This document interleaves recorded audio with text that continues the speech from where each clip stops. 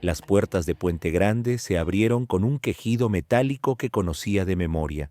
5 años escuchando ese sonido cada vez que trasladaban a alguien, cada vez que llegaba carne fresca al matadero. Pero hoy el chirrido sonaba diferente. Hoy era para mí. Salí al mundo con una bolsa de plástico en la mano y 40 pesos en el bolsillo. Todo lo que quedaba de Rodrigo Mendoza Vega, después de 1825 días entre rejas. El guardia de la caseta ni siquiera levantó la vista cuando pasé. Para él yo era uno más, otro número que se borraba del registro. Octubre en Jalisco huele a tierra mojada y promesas rotas. El cielo cargaba nubes grises que amenazaban con soltar su peso en cualquier momento, igual que yo cargaba el mío. Respiré hondo, esperando sentir algo, libertad, alivio, alegría, pero solo encontré un vacío extraño, como cuando buscas las llaves en el bolsillo, donde siempre las guardas y no están. La parada del camión quedaba a unos 50 metros, un banco de cemento, un techo de lámina oxidada y un viejo sentado en la orilla fumando un cigarro que olía a monte y recuerdos. Tenía la barba blanca y descuidada, pero sus ojos brillaban con una lucidez que no correspondía a su ropa raída. ¿Tienes fuego, muchacho? Negué con la cabeza mientras me sentaba en el otro extremo del banco. Dejé de fumar adentro. El viejo asintió como si aquello fuera una respuesta profunda. Bien hecho. El vicio es lo único que sobrevive a la cárcel. Todo lo demás se pudre. No quería conversación. Quería silencio, tiempo para ordenar el caos que llevaba dentro. Pero el viejo siguió hablando, con esa cadencia pausada de quien ha aprendido que las palabras pesan más cuando se sueltan despacio. ¿Por qué te encerraron? La pregunta directa, sin rodeos. Adentro aprendes a no preguntar eso.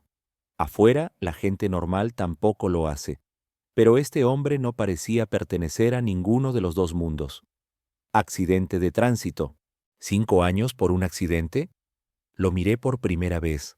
Sus ojos no juzgaban, solo observaban. Hubo consecuencias graves. Siempre las hay. El silencio se estiró entre nosotros como un puente sobre un abismo. A lo lejos, el ruido de un motor anunciaba la llegada del camión. El viejo dio una última calada a su cigarro y lo apagó contra la suela de su guarache. ¿Y la muchacha? Algo se tensó en mi pecho. ¿Cuál muchacha? La que iba contigo. Siempre hay una muchacha en estas historias. No sé por qué le contesté. Quizás porque llevaba 5 años sin hablar de ella con nadie que no fuera un abogado o un juez. Quizás porque aquel desconocido tenía algo en la mirada que invitaba a soltar lo que uno carga. Murió.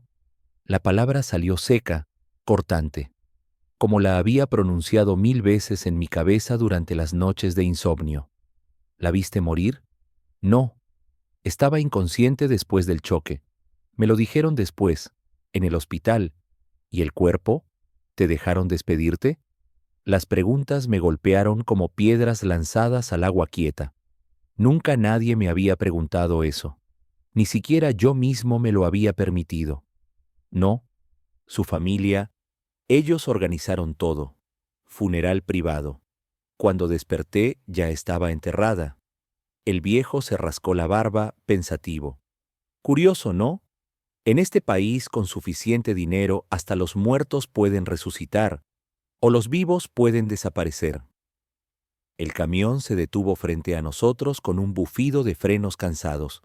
Me levanté, confundido por aquella conversación que había tomado un rumbo inesperado. ¿A dónde vas?, preguntó el viejo. A Guadalajara. A buscar trabajo, supongo. Antes de buscar trabajo, busca respuestas. Se levantó también, pero no hizo ademán de subir al camión. Ve al panteón, mira la tumba. Cierra ese capítulo de una vez o ábrelo para siempre. ¿Quién es usted?, sonrió, mostrando unos dientes sorprendentemente blancos para su aspecto descuidado. Refugio Hernández. Mis amigos me dicen Cuco. Fui abogado hace mucho. Ahora solo soy un viejo que hace preguntas incómodas. Subí al camión sin responder. A través de la ventanilla sucia, lo vi quedarse en la parada, encendiendo otro cigarro, mirando hacia ningún lugar en particular. El trayecto a Guadalajara dura poco más de 1 hora si no hay tráfico. Tiempo suficiente para que las palabras del viejo echaran raíces en mi cabeza. Nunca vi el cuerpo. Nunca me dejaron despedirme. Todo había sucedido tan rápido. El accidente, el hospital, las acusaciones, el juicio. Yo estaba tan hundido en mi propia culpa que nunca cuestioné nada. Recordé aquella noche. La carretera a Chapala, brillante por la lluvia. Valentina a mi lado, con ese vestido verde que le gustaba tanto. Habíamos cenado en un restaurante junto al lago para celebrar nuestro primer año juntos. Ella estaba callada, pensativa. En algún momento del camino, me dijo que necesitaba contarme algo importante, algo sobre su padre, sobre por qué él se oponía tanto a lo nuestro. Nunca terminó la frase. Los faros de una camioneta aparecieron de pronto, cegadores, viniendo en sentido contrario pero en nuestro carril. Giré el volante por instinto. El carro patinó sobre el asfalto mojado. Y luego, nada. Solo oscuridad. Desperté 3 días después en una cama de hospital, esposado a la baranda. Un policía ministerial me informó que estaba bajo investigación por homicidio culposo, que la señorita Valentina Guerrero había sido trasladada a una clínica privada en estado crítico. Un mes más tarde, ya en el reclusorio, mi abogado de oficio llegó con la noticia. Valentina había fallecido sin recuperar la conciencia. Complicaciones por trauma craneal, dijo. Su familia había realizado un funeral íntimo. No habría forma de que yo asistiera aunque quisiera, lo cual no importaba, porque para entonces yo ya estaba convencido de que merecía pudrirme en la cárcel. El camión se detuvo en la central de autobuses de Guadalajara. Bajé entre el tumulto de pasajeros, vendedores ambulantes y el olor a gorditas de la esquina. La ciudad había cambiado en 5 años, o quizás era yo quien ya no sabía leerla. Tomé otro camión hacia el poniente. El panteón de Mezquitán quedaba cerca de mi antigua vida, del gimnasio donde trabajaba, del departamento que compartía con Valentina antes de que todo se derrumbara. No había vuelto a pisar esas calles desde la noche del accidente. El cementerio estaba casi vacío a esa hora de la tarde. Solo algunas mujeres mayores limpiando tumbas, preparándose quizás para el día de muertos que se acercaba. El cuidador, un hombre de edad avanzada con sombrero de palma y overol manchado de tierra, me indicó la ubicación cuando le di el nombre.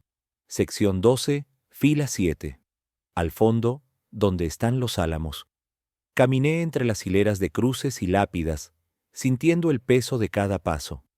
No había visitado ninguna tumba desde que enterramos a mi abuelo, hacía más de 10 años. Los cementerios siempre me habían parecido lugares honestos, el único sitio donde nadie puede fingir ser lo que no es. La encontré justo donde el cuidador había dicho. Una lápida de mármol gris, sencilla pero elegante. El nombre grabado con letras doradas. Valentina Guerrero Ibarra. Las fechas de nacimiento y muerte. Una frase en la base que no alcancé a leer, porque mis ojos se habían quedado clavados en otra cosa. La fotografía. En el óvalo de porcelana sobre la piedra había una mujer que jamás había visto en mi vida. Rostro redondo, cabello oscuro, ojos muy separados. Bonita, supongo, pero completamente desconocida. Revisé el nombre 3 veces. Valentina Guerrero Ibarra. Las fechas coincidían. Todo coincidía. Excepto el rostro. Excepto que aquella mujer de la fotografía no era mi Valentina.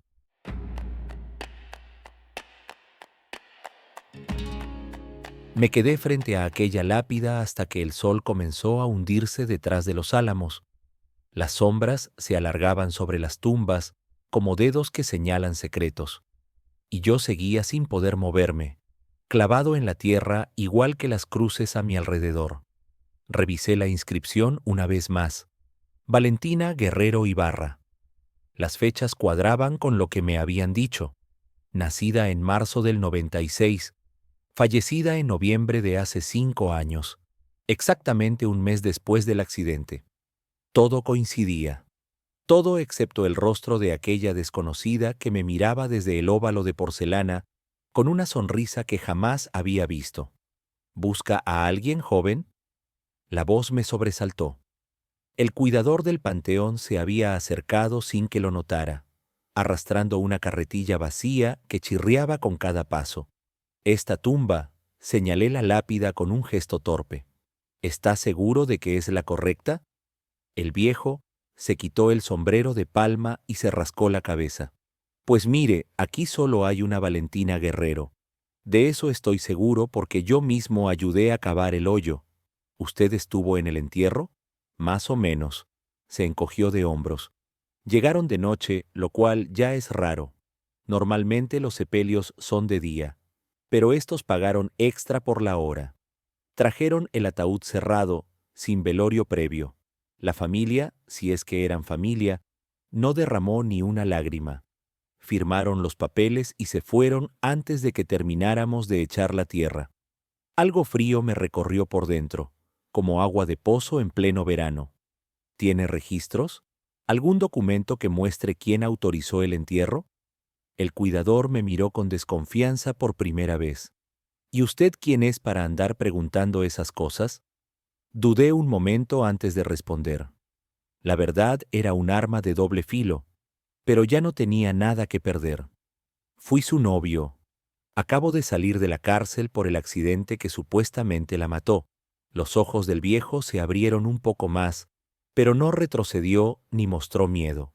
En los cementerios, la gente aprende a no asustarse fácilmente.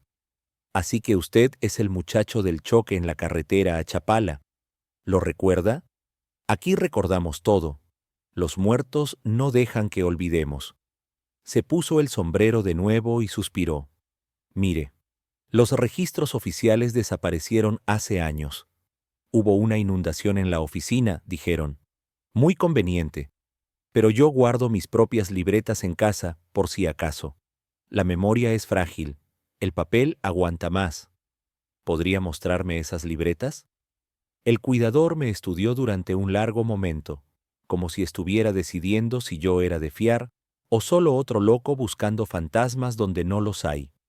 Venga mañana temprano, antes de que abran las puertas. Le enseño lo que tengo. Anoté mentalmente la cita y me despedí con un apretón de manos. Don Serafín se llamaba. 40 años cuidando muertos, me dijo. Y todavía le sorprendían más los vivos. Salí del panteón con la cabeza hirviendo de preguntas. La noche había caído sobre Guadalajara como un manto pesado, y las luces de la ciudad parpadeaban a lo lejos igual que estrellas caídas. No tenía a dónde ir. Mi antiguo departamento estaría ocupado por otros inquilinos. Mis amigos del gimnasio probablemente me habían olvidado o preferían fingir que nunca existí.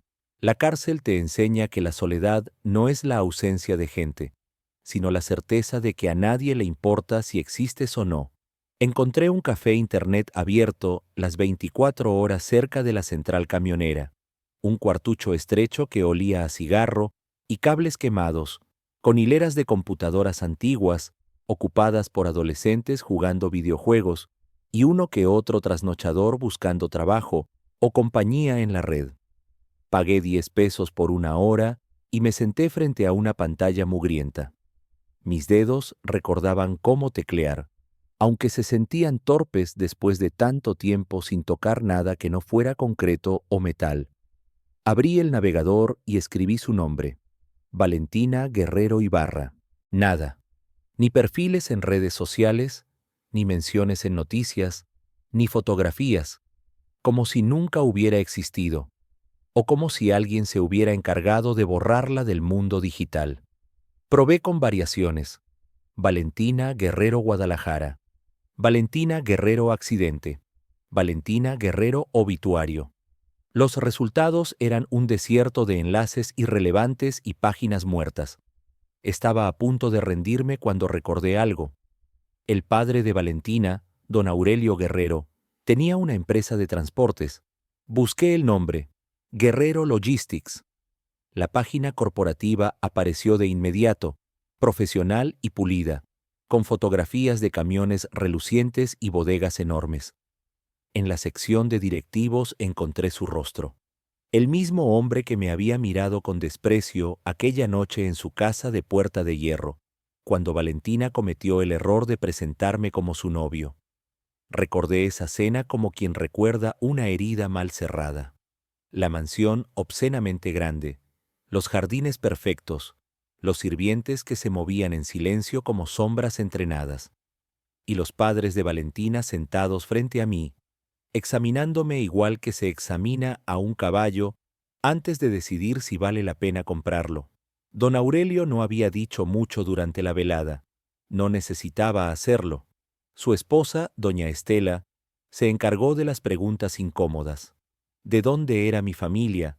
¿A qué se dedicaban mis padres? ¿Cuáles eran mis perspectivas de futuro?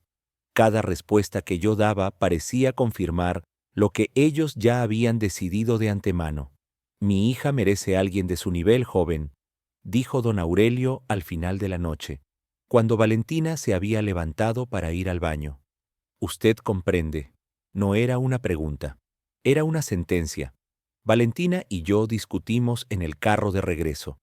Ella furiosa con sus padres, yo tratando de convencerla de que quizás tenían razón, que quizás ella merecía algo mejor que un entrenador de gimnasio con problemas del corazón y un título de preparatoria.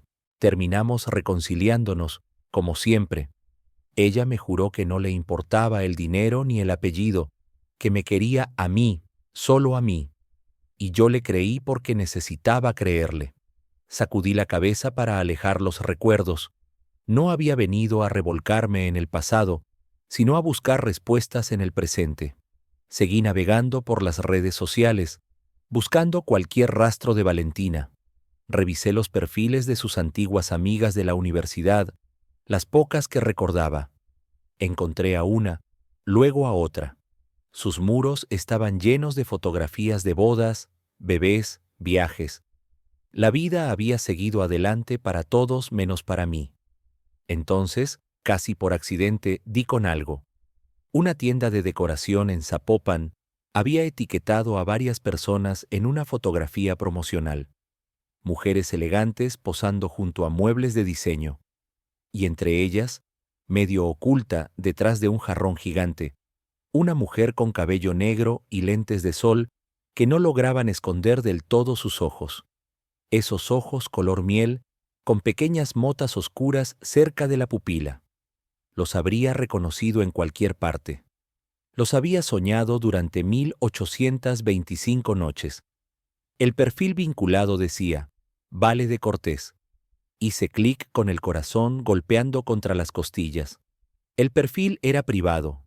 Apenas mostraba una fotografía de portada con un paisaje de playa y una imagen de perfil borrosa. Pero el nombre, la ubicación, los pocos detalles visibles, todo apuntaba hacia lo imposible. Busqué el nombre completo. Valentina de Cortés. Cortés era un apellido común, pero combinado con aquel rostro, con aquellos ojos, no podía ser coincidencia. Encontré una mención en una nota de sociales de un periódico local, una gala benéfica de hace 2 años. La esposa del empresario Emiliano Cortés decía el pie de foto.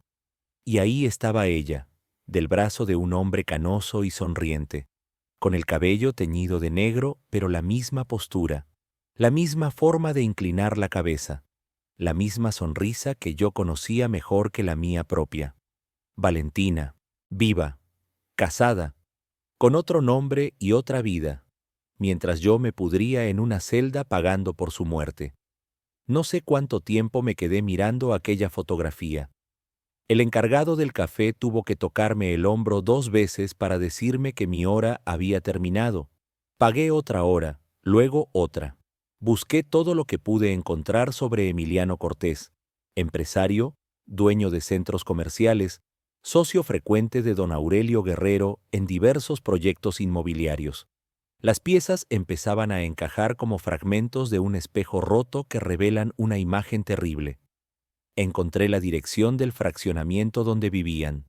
Valle Real, una de esas colonias cerradas donde los ricos se esconden detrás de muros altos y guardias armados. No tenía ningún plan, ninguna estrategia, solo la necesidad animal de ver con mis propios ojos lo que mi mente se negaba a aceptar.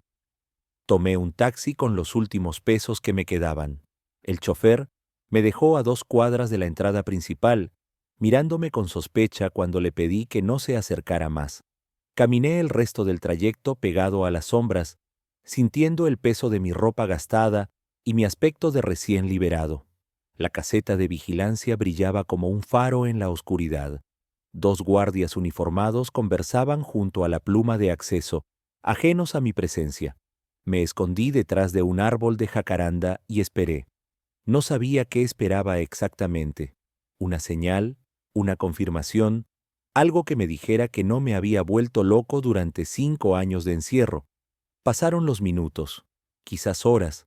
Varios carros entraron y salieron del fraccionamiento, todos de lujo, todos conducidos por gente que jamás había pisado una cárcel ni sabía lo que era despertar sin saber si llegarías vivo al final del día. Y entonces la vi. Una camioneta Range Rover negra se detuvo ante la pluma. El guardia se acercó a la ventanilla del conductor, intercambió unas palabras, sonrió. La pluma se levantó. Por un instante, las luces de la caseta iluminaron el interior del vehículo. Ella iba al volante. El cabello ahora negro, más corto que antes. El rostro ligeramente diferente, quizás obra de algún cirujano. Pero esos ojos, esos malditos ojos color miel, eran los mismos que me habían mirado con amor hace 5 años, antes de que todo se convirtiera en pesadilla. Nuestras miradas se cruzaron. Solo un segundo, tal vez menos. Vi cómo me reconocía. Vi el terror inundar su rostro, la sangre abandonar sus mejillas. Y antes de que pudiera reaccionar, antes de que pudiera gritar su nombre o saltar hacia el carro, ella pisó el acelerador y la camioneta desapareció en las entrañas del fraccionamiento. Me quedé ahí, clavado en la acera, respirando el polvo que habían levantado sus llantas. El corazón me latía tan fuerte que podía sentirlo en la garganta, en las sienes, en la punta de los dedos. Valentina estaba viva, y yo había pasado 5 años en prisión por una muerte que nunca ocurrió.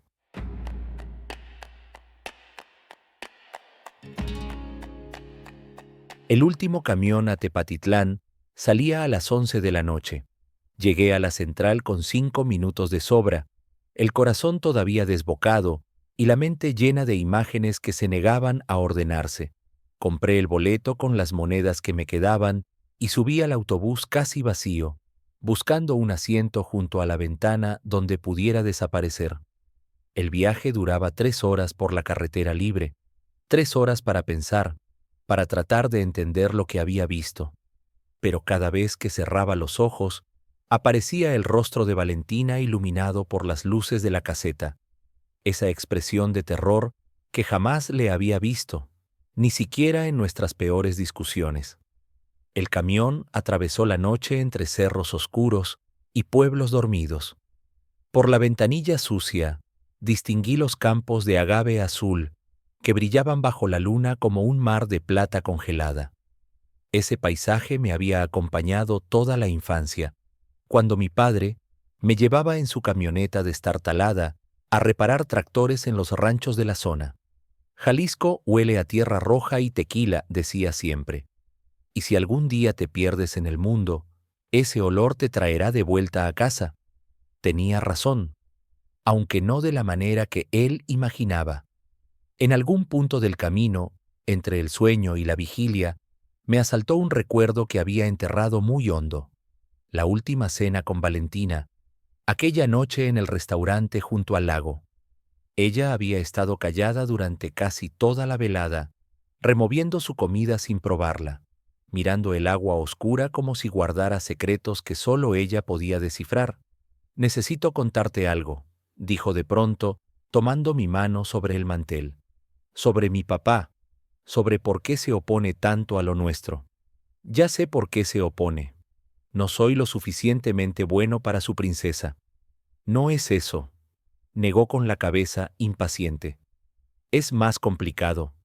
Hay cosas de sus negocios cosas que yo no debería saber, pero sé, y él tiene miedo de que si estoy contigo, lejos de su control, pueda. No terminó la frase. El mesero llegó con la cuenta. Ella se excusó para ir al baño, y cuando volvió ya no quiso hablar más del tema. Prometió que me contaría todo cuando llegáramos a casa, pero nunca llegamos. El camión se detuvo con un resoplido en la terminal de Tepatitlán. Bajé a las 2 de la madrugada, sintiendo el frío de los altos morderme los huesos. El pueblo dormía. Las calles vacías, apenas iluminadas por faroles amarillentos que proyectaban sombras largas sobre el empedrado. Desde aquí hasta el potrero quedaban otros 10 kilómetros de terracería que tendría que recorrer a pie. Comencé a caminar. El cielo estaba limpio, salpicado de estrellas que en la ciudad nunca se ven. Mis pasos resonaban en el silencio, acompañados solo por el canto lejano de los grillos y el ladrido ocasional de algún perro guardián.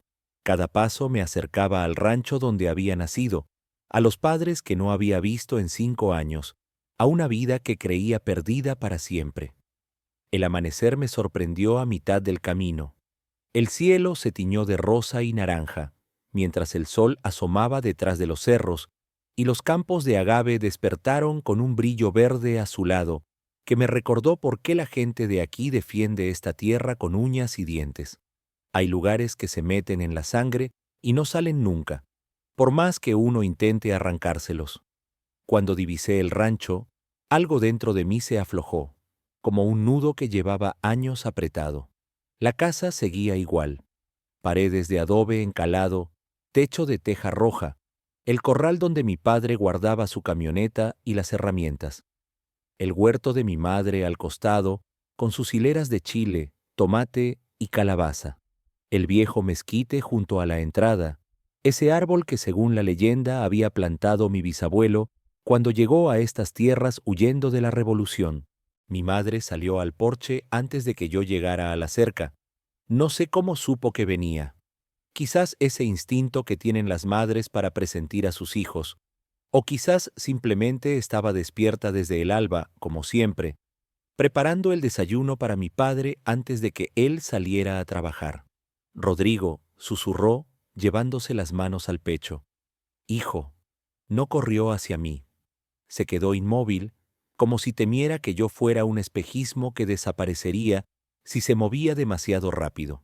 Fui yo quien cruzó el patio en 3 zancadas y la envolvió en un abrazo que sabía a café de olla, a jabón de pasta, a todas las mañanas de mi infancia que creí olvidadas.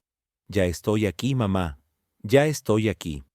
Ella lloró en silencio contra mi pecho, ese llanto contenido de las mujeres fuertes que han aprendido a no hacer ruido con su dolor.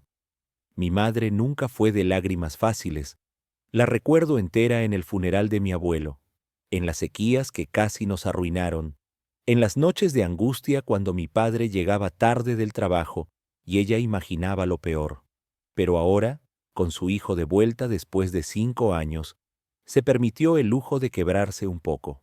Mi padre apareció en la puerta, más canoso y encorvado de lo que lo recordaba. Nos miró sin decir nada durante un momento eterno. Luego bajó los escalones del porche con su andar pausado de hombre acostumbrado a medir cada paso, y me tendió la mano. Bienvenido a casa, muchacho.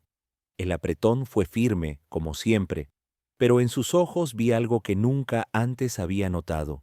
Orgullo mezclado con alivio, como si hubiera pasado 5 años conteniendo la respiración y por fin pudiera soltar el aire. Entramos a la cocina, donde el comal ya calentaba y el olor a frijoles refritos llenaba el aire. Mi madre se puso a preparar el desayuno sin preguntar nada, dándome tiempo para acomodarme, para recordar cómo se siente estar en un lugar donde uno pertenece. Tortillas recién hechas, huevos con chorizo, café negro y espeso, la misma comida de siempre, pero esa mañana cada bocado sabía a resurrección. No hablamos de la cárcel durante el desayuno, hablamos del rancho, de la cosecha de agave que vendieron el año pasado, del nuevo veterinario que llegó al pueblo y cobra más barato que el anterior. Conversaciones simples, cotidianas, que sin embargo cargaban el peso de todo lo que no estábamos diciendo. Fue después, cuando mi padre se sirvió un segundo café y mi madre se sentó finalmente a la mesa, que solté la verdad que me quemaba por dentro. Valentina está viva. El silencio que siguió fue tan denso que podría haberse cortado con cuchillo. Mi madre dejó su taza a medio camino de los labios. Mi padre entrecerró los ojos, como hace siempre que trata de descifrar si alguien le está tomando el pelo. ¿Cómo dices?, preguntó él. Les conté todo. La tumba con la fotografía equivocada, el cuidador del panteón y sus registros secretos, la búsqueda en Internet, el perfil con otro nombre, la camioneta saliendo del fraccionamiento de lujo. Hablé sin parar durante lo que parecieron horas, vaciando 5 años de dudas y la certeza recién descubierta de que todo había sido una mentira monstruosa. Cuando terminé, mi madre tenía los ojos húmedos de nuevo, pero ahora brillaban con algo distinto. Indignación. Esos malditos, murmuró apretando el mantel con los puños. Esos desgraciados ricos que se creen dueños de las vidas ajenas. Mi padre guardó silencio un momento más, procesando la información con esa calma suya que a veces confundo con indiferencia, pero que en realidad es pura cautela. ¿Estás seguro de que era ella? 5 años es mucho tiempo. La gente cambia. Era ella, papá. Esos ojos, los reconocería aunque pasaran 100 años. Él asintió lentamente, aceptando mi certeza, aunque tal vez no la compartiera del todo. ¿Y ahora qué piensas hacer? No era una pregunta, sino una invitación a pensar en voz alta. Mi padre nunca me decía qué hacer, solo me obligaba a enfrentar las consecuencias de mis propias decisiones. No lo sé, admití, pero no puedo quedarme de brazos cruzados. Pasé 5 años encerrado por algo que no hice. Alguien tiene que pagar por eso. Los guerreros no son gente con la que se juega, dijo mi padre, bajando la voz como si las paredes pudieran escucharnos. Tienen manos en todas partes. Jueces, políticos, policías. En Jalisco, ese hombre mueve los hilos que quiere. ¿Y eso qué significa? ¿Que me rindo sin pelear? Significa que tengas cuidado. Se inclinó hacia mí serio. Si vas a buscar pleito con esa gente, más vale que sepas dónde te estás metiendo y que pienses en quiénes más van a pagar las consecuencias. Sus ojos se desviaron brevemente hacia mi madre y entendí el mensaje. No era solo mi vida la que estaría en riesgo. Por la tarde llegó Fermín Aguilar, mi amigo de toda la vida. Alguien le había dicho que me vieron caminando por el pueblo al amanecer, y vino directo al rancho apenas terminó su turno. Traía puesto todavía el uniforme de la policía municipal, lo cual me provocó una punzada de ironía. El niño con quien robaba mangos de la huerta del padre Anselmo ahora cargaba placa y pistola. «Cabrón», dijo a modo de saludo, abrazándome con fuerza. «Te ves más flaco que un poste de luz. Y tú más panzón que nunca». Nos reímos como no me había reído en 5 años. Fermín siempre tuvo ese don, hacer que todo pareciera menos grave de lo que era. Pero cuando le conté lo de Valentina, su rostro se endureció. «Rodrigo, escúchame bien». Me tomó del brazo y me llevó aparte, lejos de los oídos de mis padres. «Conozco a los guerreros de oídas. Todo mundo los conoce por aquí. Son gente pesada, ¿me entiendes? De esa que no deja cabos sueltos. ¿Qué quieres decir? Quiero decir que si montaron todo ese teatro para sacarte del camino, no van a quedarse tranquilos cuando se enteren de que andas haciendo preguntas. ¿Ya me vio? Valentina me vio anoche afuera de su casa». Fermín maldijo entre dientes. «Entonces ya lo saben. O lo sabrán pronto». Se frotó la cara con las manos pensando. «Mira, yo puedo hacer algunas averiguaciones discretas, pero si don Aurelio se entera de que un policía municipal anda husmeando en sus asuntos, me corren del trabajo en el mejor de los casos. En el peor, no necesitaba terminar la frase. Ambos sabíamos cómo funcionaban las cosas por aquí. Entonces, ¿qué me sugieres? ¿Que me olvide de todo y finja que no pasó nada? Te sugiero que consigas pruebas antes de dar cualquier paso. Algo sólido, que no puedan tapar con dinero. Y te sugiero que busques aliados fuera de su alcance. Esa noche, mientras cenaba con mis padres en silencio, una camioneta desconocida pasó lentamente frente al rancho. No se detuvo, no tocó el claxon, simplemente redujo la velocidad lo suficiente para que quien fuera adentro pudiera ver bien la casa, memorizar la ubicación, tomar nota. Mi madre se levantó a cerrar las cortinas sin decir palabra. Mi padre siguió comiendo, pero noté que su mano buscó instintivamente el cuchillo del pan y lo mantuvo cerca durante el resto de la cena. El mensaje era claro. Alguien estaba vigilando, y el tiempo para actuar se estaba agotando.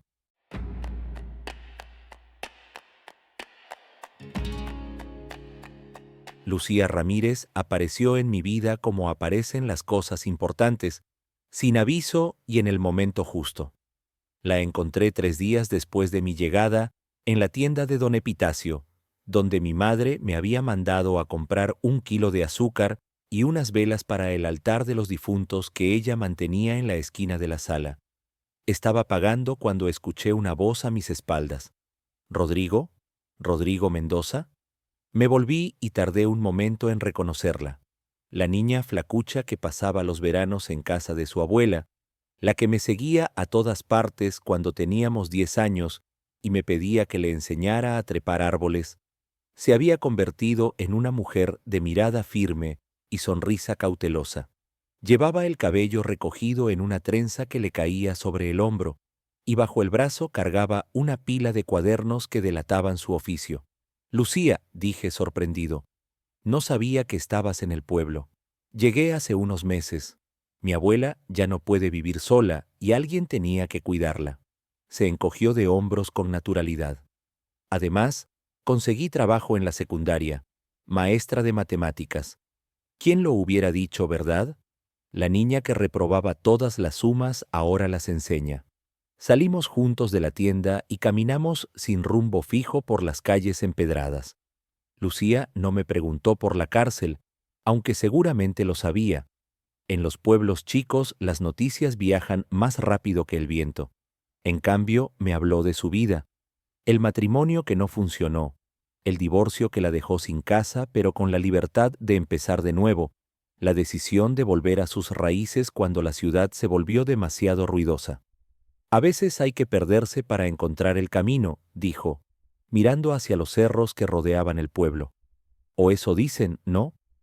Había algo en su manera de hablar que me hacía sentir menos solo. No me trataba como a un ex convicto ni como a una víctima. Me trataba como a Rodrigo, el chamaco que una vez le espantó un alacrán del zapato y a cambio recibió un beso en la mejilla que le ardió durante una semana. Fue ella quien mencionó a su primo Andrés, casi de pasada, mientras tomábamos un refresco en la plaza. Trabaja en El Informador, en Guadalajara. Sección de investigación. Siempre anda metido en líos, destapando cosas que la gente poderosa prefiere mantener enterradas. Me miró de reojo. Si alguna vez necesitas ayuda con algo delicado, él es de los buenos. No le conté nada ese día, pero guardé el nombre como quien guarda una semilla, esperando el momento de plantarla. Ese momento llegó una semana después, cuando Fermín apareció en el rancho con noticias. Hice algunas llamadas, dijo en voz baja, sentándose en el porche mientras mi padre pretendía arreglar una cerca a pocos metros de distancia. Discretas, como te prometí. Y encontré cosas interesantes. Según sus averiguaciones, el cuerpo que enterraron como Valentina Guerrero nunca pasó por el servicio médico forense. La documentación oficial indicaba que había sido trasladada directamente de una clínica privada a la funeraria, sin autopsia ni verificación de identidad, un procedimiento irregular que solo podía explicarse con mucho dinero o mucha influencia. O ambas cosas. Hay más, continuó Fermín. Tu abogado de oficio, el que te convenció de declararte culpable. Resulta que trabajó 5 años en un despacho que maneja todos los asuntos legales de Guerrero Logistics. Renunció justo antes de que te asignaran el caso. Y un mes después de tu sentencia, compró una casa en Puerto Vallarta. En efectivo. La rabia me subió por la garganta como bilis. Me vendieron, dije. Desde el principio estuve condenado. Eso parece. Pero aquí viene lo más raro. Fermín bajó aún más la voz. La muchacha que está enterrada en esa tumba se llamaba Patricia Núñez. 21 años, estudiante de enfermería. Murió en la misma clínica privada donde supuestamente trataron a Valentina, 2 días antes de que declararan muerta a tu novia. Su familia es de Autlán, gente humilde. No tenían dinero para el funeral, así que aceptaron una donación anónima que cubrió todos los gastos. A cambio, firmaron unos papeles que ni siquiera entendieron. Sentí que el suelo se movía bajo mis pies. No solo habían fingido la muerte de Valentina, habían usado el cadáver de una desconocida para completar la farsa. ¿La familia sabe lo que hicieron con el cuerpo de su hija? Lo dudo. Probablemente creen que está enterrada en algún panteón de Guadalajara, no en una tumba con nombre ajeno. Mi padre se había acercado sin que lo notáramos, abandonando la pretensión de trabajar en la cerca. Esto es más grande de lo que pensábamos, dijo sombrío. Si tienen capacidad para mover cuerpos y comprar jueces, pueden hacer cualquier cosa. Por eso necesitamos pruebas, intervine. Algo que no puedan negar ni esconder. Fermín asintió. Y alguien que pueda publicarlo sin miedo a las consecuencias. Alguien fuera de su alcance. Pensé en Lucía, en su primo periodista, en la semilla que había guardado esperando el momento justo. Andrés Ramírez llegó a Tepatitlán 3 días después, manejando un Volkswagen desvencijado que tosía humo negro cada vez que subía una cuesta.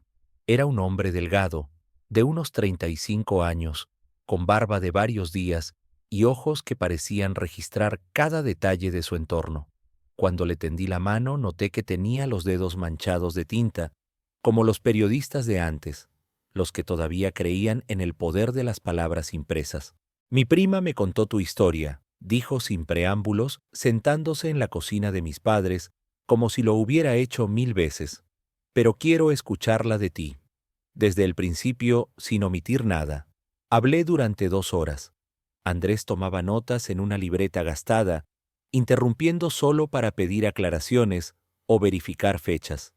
Cuando terminé, cerró la libreta y me miró con una expresión que mezclaba interés profesional con algo parecido a la compasión. Es una historia fuerte, dijo. Si la mitad de lo que dices es cierto, estamos hablando de un escándalo que podría tumbar a gente muy poderosa. Todo es cierto. Te creo. Pero creer no basta. Necesito pruebas documentales, testimonios verificables, algo que no puedan desmentir con una conferencia de prensa y un cheque gordo. Se inclinó hacia adelante. Y necesito que entiendas los riesgos. Si publicamos esto y no podemos sostenerlo, te destruyen a ti y me destruyen a mí. Y si lo sostenemos, bueno, también van a intentar destruirnos, solo que con más ganas. Entonces, ¿qué propones? Investigar. Con calma, con cuidado, sin levantar sospechas. Tengo contactos en el registro civil, en hospitales, en la fiscalía. Puedo mover hilos sin que nadie sepa que estoy tirando de ellos. Pero va a tomar tiempo. ¿Cuánto tiempo? El que sea necesario. Su voz era firme. Mira, Rodrigo, yo llevo 10 años en esto. He visto periodistas que se apresuraron por publicar antes de tener todo amarrado y terminaron muertos o exiliados. No voy a cometer ese error. Si vamos a enfrentar a los Guerrero, ¿vamos a hacerlo bien o no vamos a hacerlo? Acepté sus condiciones porque no tenía alternativa. Durante las siguientes semanas, Andrés iba y venía entre Guadalajara y Tepatitlán, trayendo fragmentos de información que poco a poco iban completando el rompecabezas. Consiguió una copia del acta de defunción de Patricia Núñez, donde las inconsistencias saltaban a la vista para quien supiera leerlas. Localizó al médico que firmó el certificado de muerte de Valentina, un cirujano plástico con deudas de juego que había cerrado su consultorio misteriosamente un mes después del funeral. Encontró registros bancarios que mostraban transferencias millonarias desde una cuenta de Guerrero Logistics hacia la funeraria que manejó ambos casos. Pero la pieza clave seguía faltando: el testimonio de alguien de adentro, alguien que pudiera confirmar que Valentina estaba viva y que todo había sido un montaje. Mientras tanto, la presión sobre mi familia aumentaba. Primero fue la inspección sanitaria en la empacadora donde trabajaba mi madre. Llegaron sin aviso, revisaron cada rincón, encontraron violaciones que nunca antes habían existido. La amenazaron con cerrar el lugar si no corregían las fallas en una semana. Mi madre volvió a casa pálida, con las manos temblando. Luego fue el contrato de mi padre. Llevaba 15 años dando mantenimiento a los tractores de la cooperativa agrícola, un trabajo seguro que nos había sacado de más de un apuro. De pronto, sin explicación, le informaron que ya no requerían sus servicios, que habían encontrado a alguien más barato, que gracias por todo y buena suerte. Es mi culpa, dije una noche, después de cenar en silencio por tercera vez consecutiva. Debería irme. Si me voy, los dejarán en paz. Mi padre golpeó la mesa con el puño, un gesto tan inusual en él que mi madre y yo nos sobresaltamos. Escúchame bien, muchacho, dijo, con una voz que no admitía réplica. Llevamos 5 años viviendo con la cabeza agachada, 5 años aguantando las miradas de los vecinos, los murmullos en la tienda, la vergüenza de tener un hijo en la cárcel por algo que todos sabíamos que no hiciste. Sus ojos brillaban con una intensidad que pocas veces había visto. Si ahora te rindes, si dejas que esos cabrones ganen, vamos a vivir agachados el resto de nuestras vidas. Prefiero perder el trabajo, prefiero perder el rancho antes que perder la dignidad.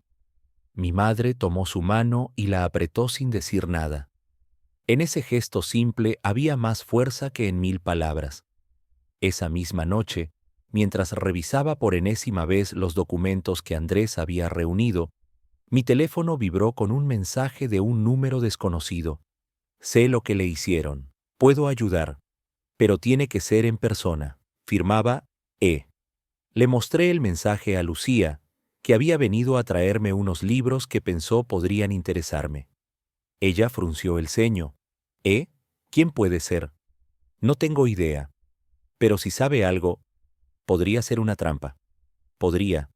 Pero también podría ser la pieza que nos falta. Respondí al mensaje pidiendo más detalles. La respuesta llegó en segundos. Mañana. Mediodía. Café. La parroquia Tlaquepaque. Vendré sola. Lucía insistió en acompañarme, pero me negué. Si era una trampa, no iba a arrastrarla conmigo. Si era real, necesitaba que alguien quedara afuera para contar lo que había pasado. Al día siguiente tomé el camión a Guadalajara con el corazón en la garganta. El Café La Parroquia era un lugar concurrido, lleno de turistas y familias locales que disfrutaban del ambiente colonial de Tlaquepaque. Un buen sitio para una reunión clandestina, demasiada gente para que pasara algo violento, suficiente ruido para que nadie escuchara una conversación privada. Llegué 15 minutos antes y me senté en una mesa cerca de la salida trasera, con la espalda contra la pared y los ojos en la puerta.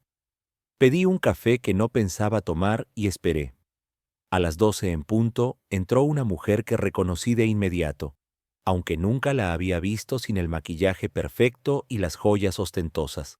Doña Estela Ibarra de Guerrero, la madre de Valentina, caminaba hacia mi mesa con pasos vacilantes, como si cada uno le costara un esfuerzo enorme.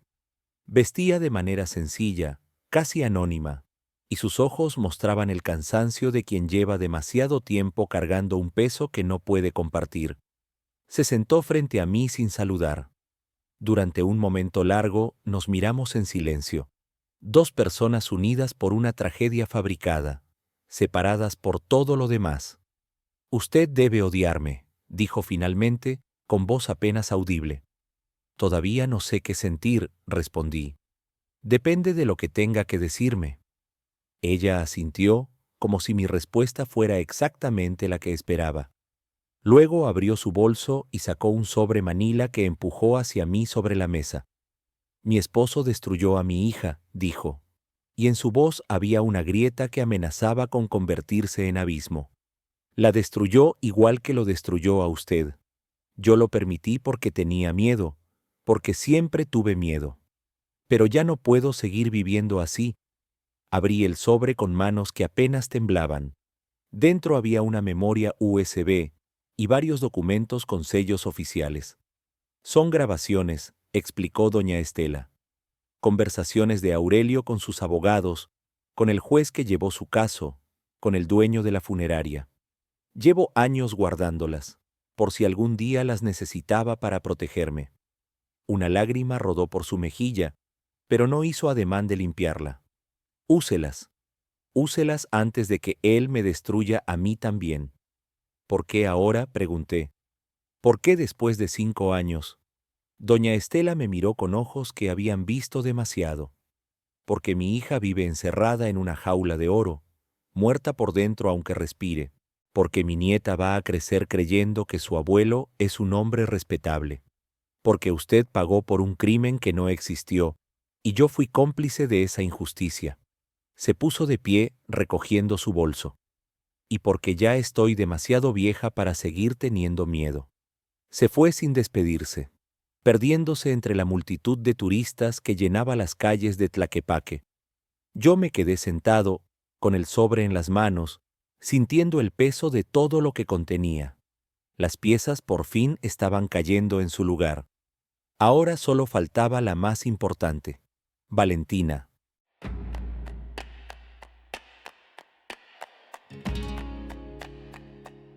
Andrés escuchó las grabaciones 3 veces antes de hablar. Estábamos en la trastienda de una papelería en Tepatitlán, un lugar que su contacto local le había prestado para trabajar sin levantar sospechas. El cuarto olía a tinta y papel viejo, y la única luz provenía de una lámpara de escritorio que proyectaba sombras alargadas sobre las paredes. «Esto es dinamita», dijo finalmente, quitándose los audífonos. «Pura dinamita. Aquí está todo. La compra del juez, las instrucciones para falsificar el peritaje, el acuerdo con la funeraria.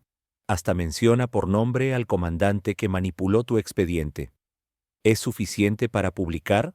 Casi». Se reclinó en la silla, pensativo. El problema es que Guerrero puede alegar que las grabaciones están alteradas, que son montajes de inteligencia artificial o de sus enemigos comerciales. Necesitamos algo más, algo que no pueda negar. El testimonio de Valentina. Exacto.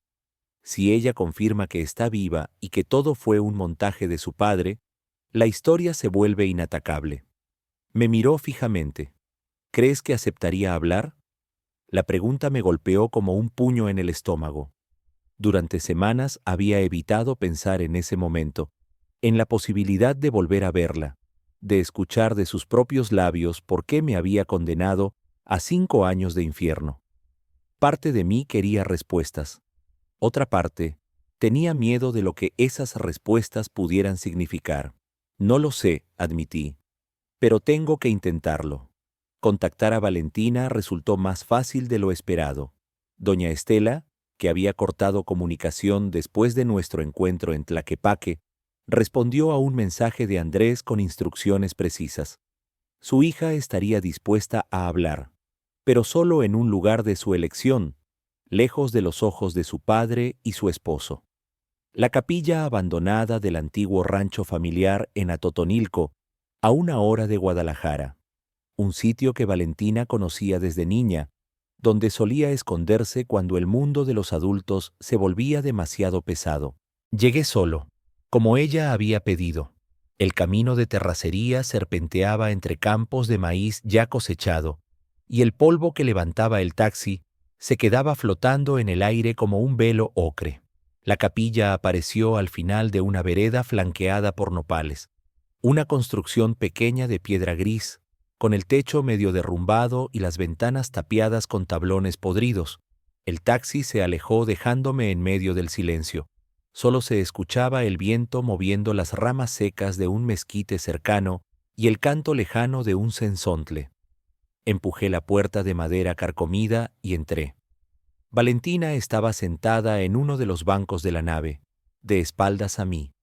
Reconocí su silueta antes de ver su rostro, la forma de sus hombros, la manera en que inclinaba la cabeza cuando estaba pensando.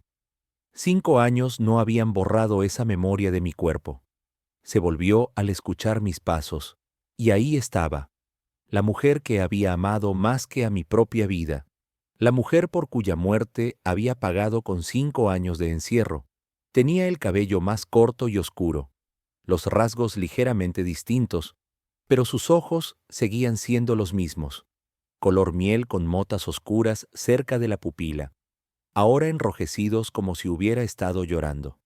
«Rodrigo», dijo, y su voz sonó como un cristal a punto de romperse. No respondí. Me quedé de pie en el pasillo central de la capilla, incapaz de acercarme más, incapaz de retroceder. Entre nosotros flotaban 5 años de silencio, de mentiras, de una vida que pudo ser y nunca fue.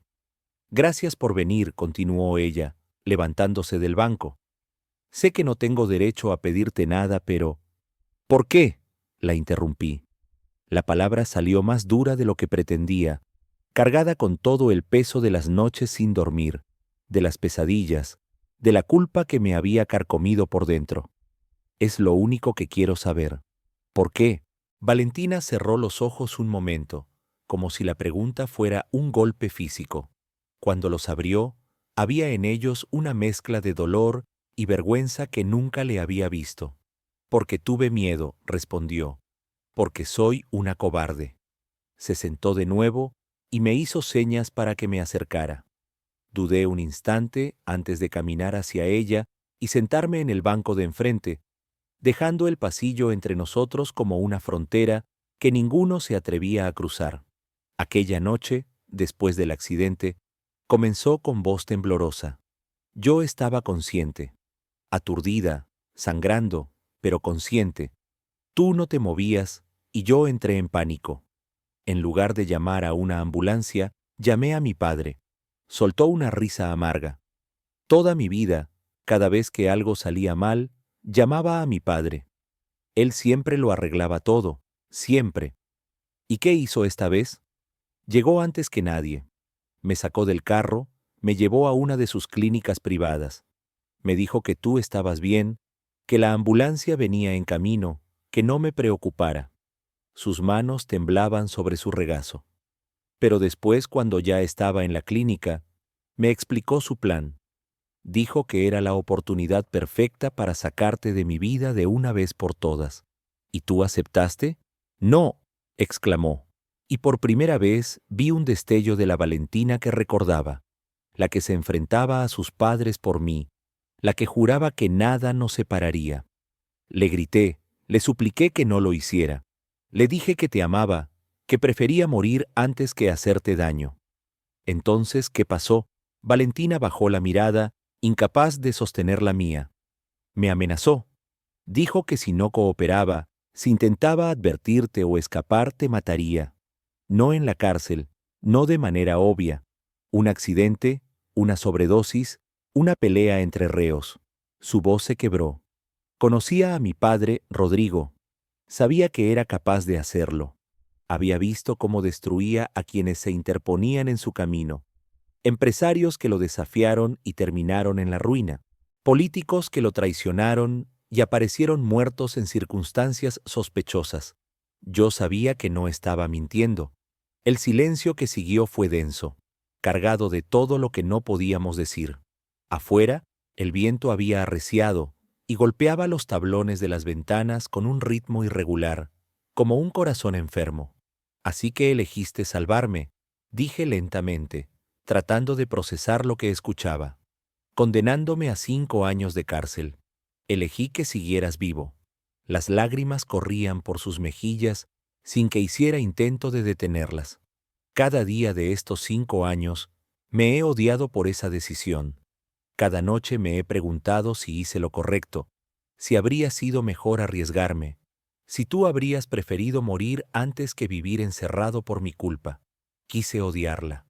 Con toda mi alma quise sentir ese fuego limpio de la rabia, esa certeza de que ella era la villana y yo la víctima. Pero mirándola ahí, desmoronada en aquel banco de iglesia abandonada, lo único que sentí fue una tristeza inmensa, un duelo por todo lo que habíamos perdido. Y después, pregunté, ¿la nueva identidad, el matrimonio con Cortés?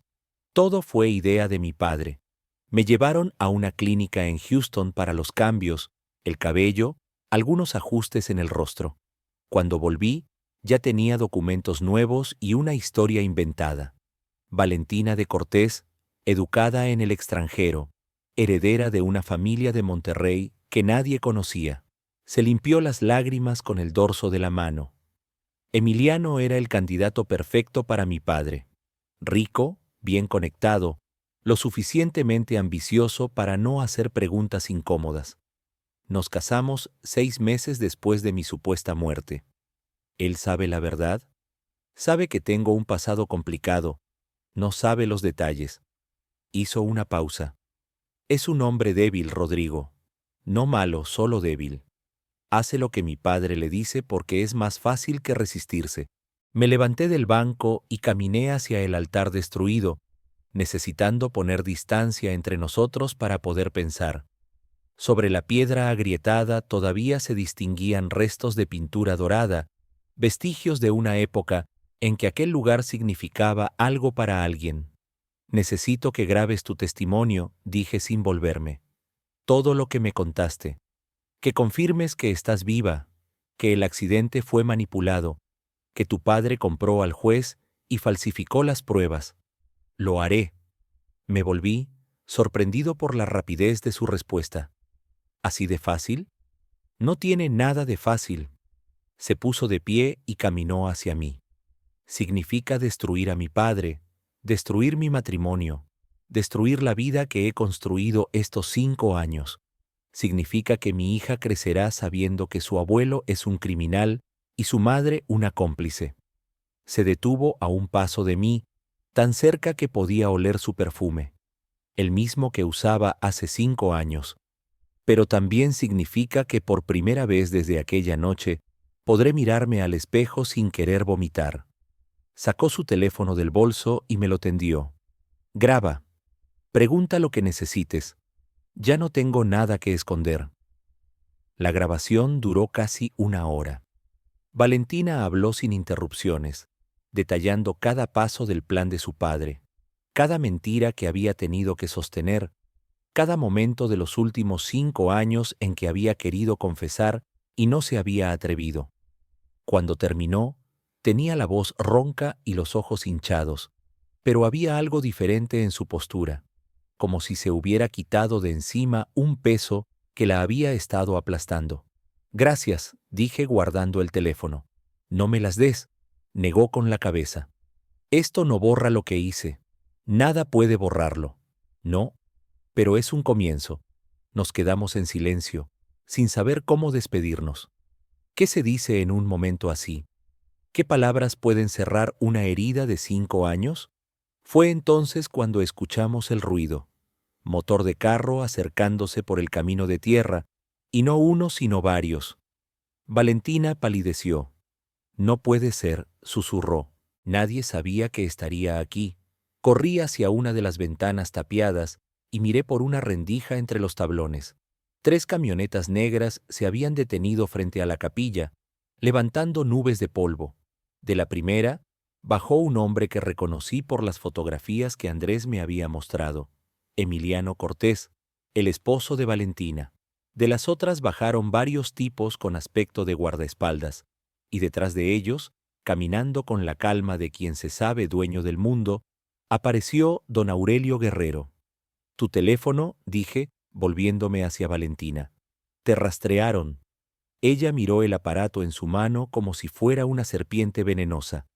«Emiliano, él tiene acceso a mi ubicación. Nunca pensé que...». No hubo tiempo de terminar la frase. La puerta de la capilla se abrió de golpe, y Emiliano Cortés entró seguido por 2 de los guardaespaldas. Su rostro era una máscara de furia contenida. Valentina, dijo con voz helada, vámonos, ahora. No. La palabra salió de ella con una firmeza que me sorprendió. Se plantó frente a su esposo con los puños apretados, desafiante. ¿Cómo que no? Emiliano dio un paso hacia ella. ¿Tienes idea de lo que está pasando? Tu padre está afuera, furioso. ¿Qué demonios haces aquí con este criminal? El único criminal aquí es mi padre, respondió Valentina. Y tú lo sabes, aunque finjas no verlo. Emiliano la miró como si le hubiera dado una bofetada. Luego me miró a mí, y en sus ojos vi algo que no esperaba. Confusión, no odio. ¿De qué está hablando?, me preguntó. Antes de que pudiera responder, don Aurelio entró a la capilla. A sus 60 y tantos años, seguía siendo un hombre imponente, alto, de espalda recta, con ese aire de autoridad que solo dan el dinero y el poder absoluto. Pero había algo diferente en él, una tensión en la mandíbula, un brillo febril en los ojos que delataban que las cosas no estaban saliendo como había planeado. Suficiente teatro, dijo, ignorándome por completo y dirigiéndose a su hija. Vuelves a casa conmigo, ahora. No, papá. Valentina no retrocedió. Se acabó. Todo se acabó. ¿Qué se acabó? Don Aurelio soltó una risa despectiva. ¿Crees que este muerto de hambre puede hacer algo contra mí? ¿Crees que alguien le va a creer? Van a creerle, dije, dando un paso adelante. Porque tengo pruebas. Grabaciones de sus conversaciones con el juez, con la funeraria, con el comandante que falsificó mi expediente. Y ahora tengo el testimonio de su propia hija. Por primera vez, vi miedo en los ojos de Aurelio Guerrero. Solo un destello, rápidamente controlado, pero suficiente para saber que había dado en el blanco. Emiliano, ordenó sin apartar la vista de mí. Quítale el teléfono a este imbécil. Pero Emiliano no se movió. Miraba a Valentina con una expresión que iba cambiando lentamente, como quien ve por primera vez algo que siempre estuvo frente a sus ojos. ¿Es verdad?, le preguntó a su esposa. ¿Todo lo que dice es verdad? Valentina asintió en silencio. Me casaron con una mujer que se suponía estaba muerta, murmuró Emiliano como si hablara consigo mismo. Todo este tiempo fui parte de tu maldito teatro. Emiliano, no es momento para... ¡Cállate! Por primera vez, Emiliano alzó la voz contra su suegro.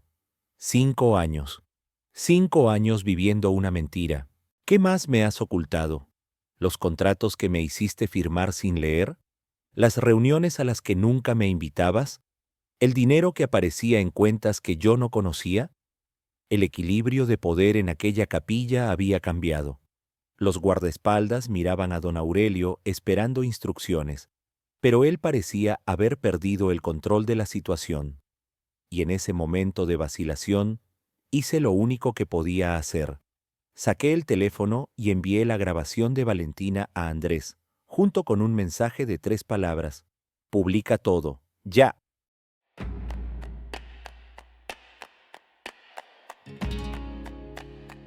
Lo que siguió en aquella capilla abandonada fue un desmoronamiento en cámara lenta. Don Aurelio vio cómo le arrebataban el control que había mantenido durante décadas, y su reacción fue la de un animal acorralado. Amenazas, gritos, órdenes que nadie obedecía. «Quítenle ese maldito teléfono», rugió a sus guardaespaldas, pero estos vacilaron, mirando alternativamente a su jefe y a Emiliano, sin saber a quién responder. «Ya es tarde, papá», dijo Valentina con una calma que parecía haberle costado toda una vida alcanzar. «Todo está grabado. Todo está enviado. No puedes comprar lo que ya salió de tus manos». Emiliano dio un paso al frente, interponiéndose entre su suegro y nosotros. Algo había cambiado en su postura, en la manera de sostener los hombros. El hombre débil que Valentina había descrito parecía estar descubriendo, quizás por primera vez, que tenía columna vertebral. «Se acabó, Aurelio», dijo, y el tuteo sonó como una bofetada. «Voy a hablar con mis abogados. Tengo documentos que firmé sin leer, transferencias que no entendía, reuniones de las que me excluyeron. Si tú caes, no voy a caer contigo. Eres un imbécil, escupió don Aurelio. Sin mí no serías nada. Te di a mi hija, te di negocios, Me diste una vida construida sobre mentiras. Emiliano se volvió hacia Valentina. Nos vamos. Tú, yo y la niña, esta noche. Valentina asintió sin palabras.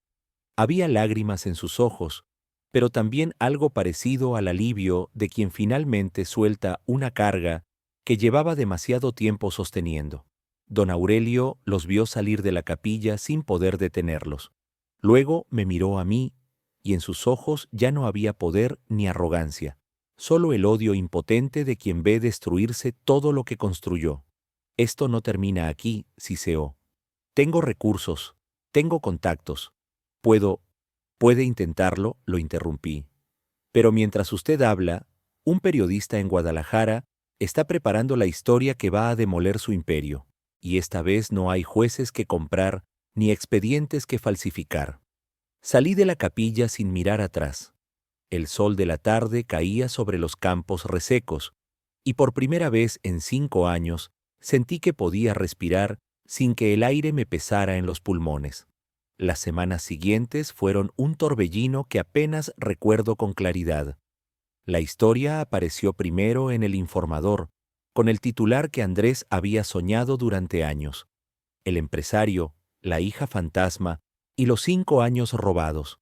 La nota incluía fragmentos de las grabaciones, el testimonio de Valentina, los documentos que probaban la falsificación del expediente judicial. Para el segundo día, los medios nacionales habían recogido la historia. Para el tercero, era tendencia en redes sociales. La Fiscalía General de Jalisco no tuvo más remedio que actuar. Demasiados ojos miraban, demasiadas preguntas se hacían en voz alta. Detuvieron a don Aurelio en su propia casa, esposado frente a las cámaras que él mismo había alimentado durante años con donaciones y favores. Los cargos, fraude procesal, falsificación de documentos, cohecho, privación ilegal de la libertad. Sus abogados hablaron de irregularidades, de persecución política, de una conspiración de sus enemigos comerciales. Nadie les creyó. El juez que había llevado mi caso fue suspendido mientras se investigaba su participación.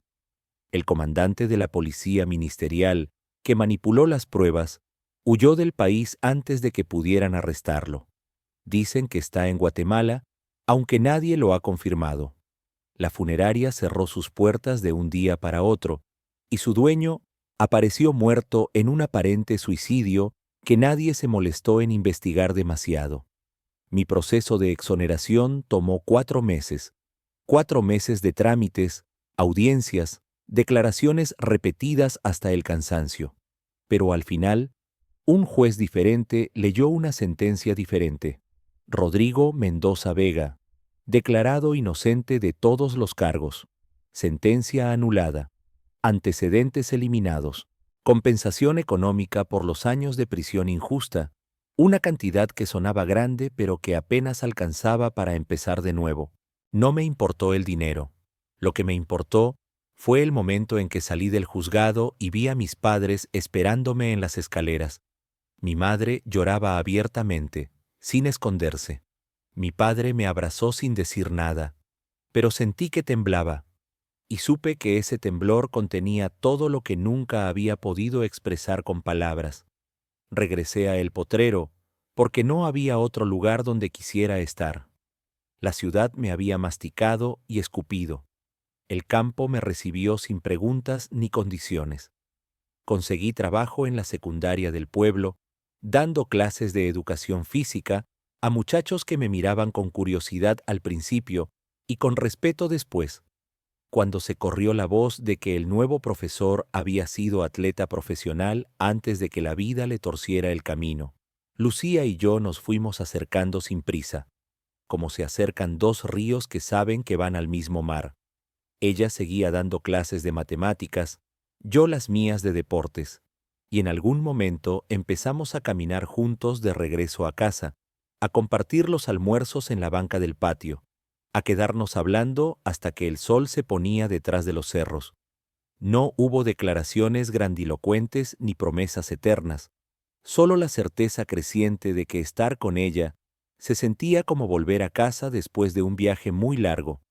Mis padres usaron parte de la compensación para arreglar el techo del rancho, que llevaba años goteando cada temporada de lluvias. Mi padre volvió a conseguir contratos de mantenimiento, no con la cooperativa que lo había traicionado, sino con ranchos más pequeños, cuyos dueños valoraban el trabajo honesto. Mi madre dejó la empacadora y ahora se dedica a su huerto, vendiendo chiles y tomates en el mercado del pueblo. Dice que nunca había sido tan feliz. De Valentina, supe poco después de aquellos días en la capilla. Se divorció de Emiliano. Un proceso complicado que involucró abogados caros y acuerdos de custodia. Tomó a su hija y se fue a la Ciudad de México, donde nadie la conocía, donde podía empezar de nuevo sin el peso del apellido Guerrero. Me mandó un mensaje unos meses después, breve y sin florituras. Gracias por no odiarme. Le respondí con la misma economía de palabras. Gracias por decir la verdad. No sé si algún día podré perdonarla completamente. Hay heridas que cicatrizan pero nunca desaparecen. Marcas que uno aprende a llevar, como se lleva una vieja fractura, que duele cuando cambia el clima. Pero el odio es un veneno que mata primero a quien lo guarda. Y yo ya perdí demasiados años alimentando sentimientos que me consumían por dentro. Preferí soltar, no por ella, sino por mí. Cuco apareció en el pueblo una tarde de domingo, tan misteriosamente como había aparecido aquella primera mañana frente a las puertas de Puente Grande. Venía más limpio, mejor vestido, con una luz en los ojos que antes solo se adivinaba detrás de las capas de derrota. Escuché lo que pasó, dijo, sentándose a mi lado en la banca de la plaza. Sabía que encontrarías la verdad. Tenías esa mirada de los que no se rinden. Usted me puso en el camino, respondí. Sin esa conversación en la parada del camión, probablemente habría seguido creyendo que Valentina estaba muerta.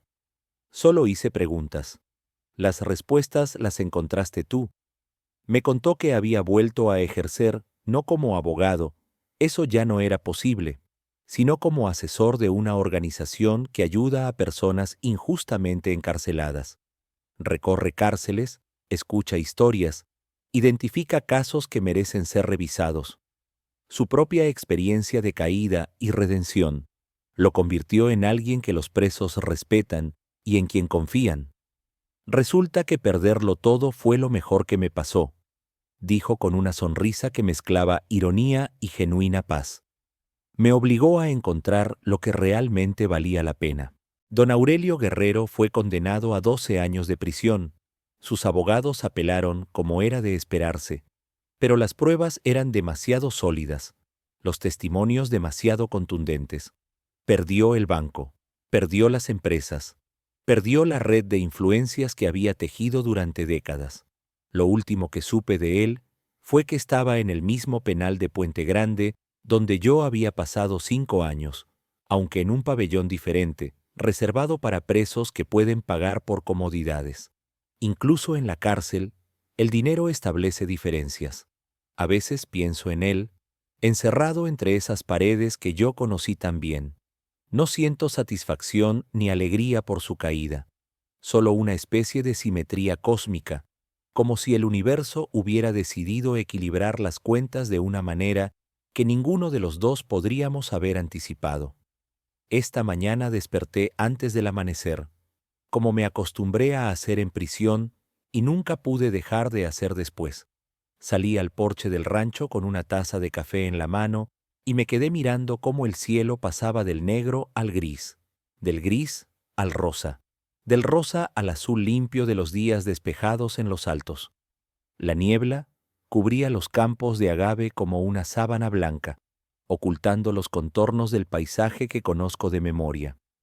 Pero mientras el sol subía, la niebla comenzó a levantarse, primero en hilos tenues, luego en jirones más grandes, hasta que el valle entero quedó expuesto a la luz. Pensé en todo lo que había pasado, en la noche del accidente, en los años de cárcel, en la tumba con el rostro equivocado, en Valentina viva cuando debería estar muerta, en las grabaciones y los testimonios y el juicio y la libertad. Un camino largo y tortuoso que empezó con una conversación casual en una parada de autobús y terminó aquí, en este porche, con el olor a tierra mojada y el canto de los gallos anunciando un nuevo día. No todo está resuelto.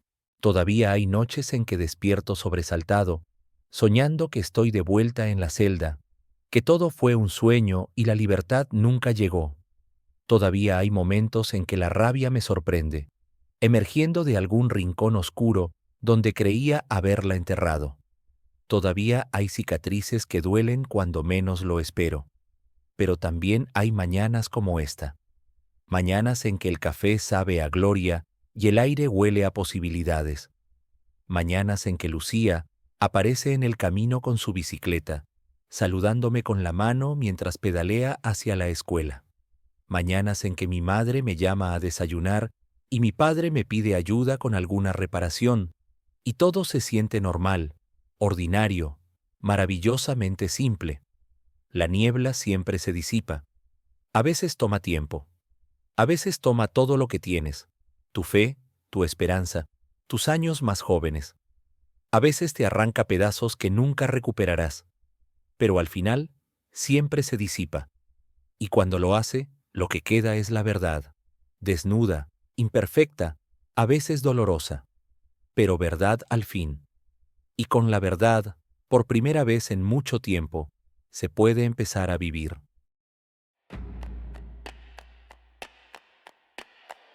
Queridos amigos, ¿les gustó nuestra historia? ¿Qué opinan de la decisión de Rodrigo? Escríbanlo en los comentarios. Si les gustó, denos like, es muy importante para nosotros. Compartan con amigos y suscríbanse al canal. ¿De qué ciudad nos escuchan? En la descripción encontrarán la playlist con todas nuestras historias. Les deseamos mucha salud y excelente ánimo.